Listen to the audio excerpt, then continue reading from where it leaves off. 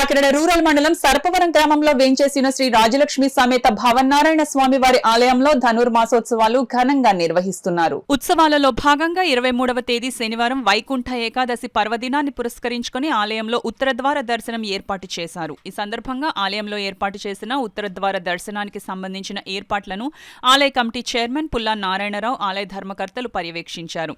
ఈ సందర్భంగా ఆలయ చైర్మన్ పుల్లా నారాయణరావు మాట్లాడుతూ తెల్లవారుజాము 5 గంటల నుండి ఉత్తరద్వార దర్శనం ప్రారంభించనున్నట్లు వెల్లడించారు. ఈ కార్యక్రమంలో పుల్ల ధర్మరాజు, పుల్ల స్వాములు, ఘంటసాల సతీష్, ఆలయ అధికారులు, సిబ్బంది పాల్గొన్నారు. వచ్చిన భక్తులందరికీ కూడా విస్తృతంగా క్యూ లైన్ ఏర్పాటు చేస్తాం. సుమారు 50,000 నుంచి 60,000 మంది భక్తులు వస్తారని అంచనా ఉంది. అంతకు మించి వచ్చినా సరే మేము దాని దగ్గర ఏర్పాటు చేసి ఉన్నాం. భక్తులందరికీ క్యూ లైన్లో మంచినీటి సదుపాయం ఏర్పాటు చేస్తాం. అలాగే ఉచిత ప్రసాదం కూడా ఏర్పాటు చేస్తాం.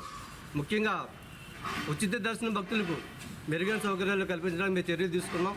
సామాన్య భక్తులందరూ కూడా వచ్చి స్వామివారిని దర్శనం చేసుకోవాలని కోరుకుంటున్నాం. అలాగే రేపు 2 గంటల వరకు స్వామివారి దర్శనం ఉంటుందండి. 3 గంటల నుంచి స్వామివారు గ్రామంలో భక్తులకి పెదగరుడు వాహనం మీద భక్తులకు దర్శనం ఇవ్వడానికి పనసపాడు వరకు కూడా స్వామివారు వస్తారు. కావున భక్తులందరూ కూడా స్వామివారిని దర్శించుకుని తీర్థప్రసాదాలు స్వీకరించాల్సిందిగా కోరుతున్నాం.